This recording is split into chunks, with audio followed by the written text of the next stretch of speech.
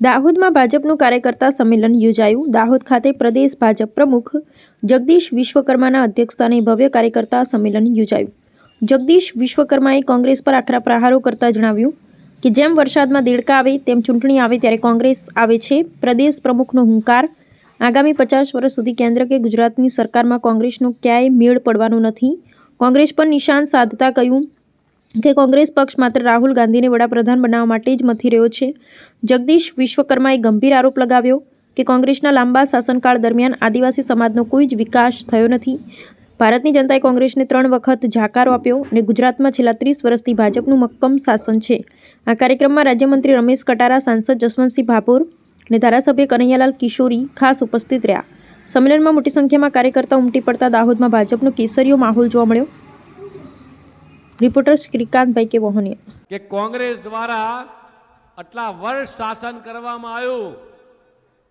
કોંગ્રેસે અમારા આદિવાસી ભાઈઓ બહેનોનો શું વિકાસ કર્યો? કોંગ્રેસ દ્વારા દાહોદનો શું વિકાસ કરવામાં આવ્યો?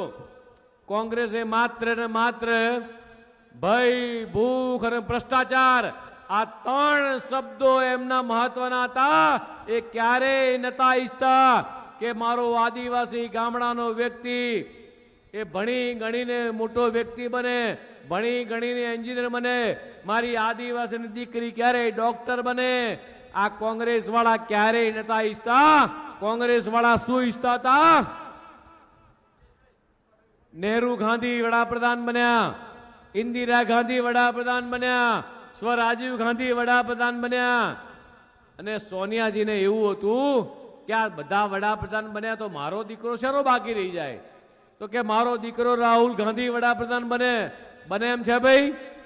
બને એમ છે? જે આવનારા 50 વર્ષ સુધી કોંગ્રેસનો નંબર એ ના ભારતમાં કે ના ગુજરાતમાં લાગે એમ નથી. એનું એકમાત્ર કારણ હોય તો મારી સામે બેઠેલો ભારતીય જનતા પાર્ટીનો કાર્યકર્તા જે રાત દિવસ તડકો છાંયડો જોયા વગર મારો બૂથનો પ્રમુખ એ સતત કામ કરી રહ્યો છે. એ માત્ર સત્તા માટે નહીં, ભારતીય જનતા પાર્ટીનો કાર્યકર્તા એ સેવા માટે કામ કરે છે. અને કોંગ્રેસ ક્યારે દેખાય છે? કોંગ્રેસ ક્યારે આવે છે? ઇલેક્શન આવે ત્યારે કોંગ્રેસ. મેં હમણાં જ 2 દાડા પહેલા ક્યાં કીધું, વરસાદ પડે એટલે શું આવે ભાઈ? શું આવે? વરસાદ પડે જેમ દેડકા આવે એટલે કોંગ્રેસ વાળા માત્ર ઇલેક્શન આવે એટલે મારી આદિવાસી ભોળી પ્રજાને 60 વર્ષ સુધી એમણે અંગૂઠા મરાયા છે. વિકાસના નામે મીંડું આદિવાસીઓને આપવાનું હોય તો મીંડું.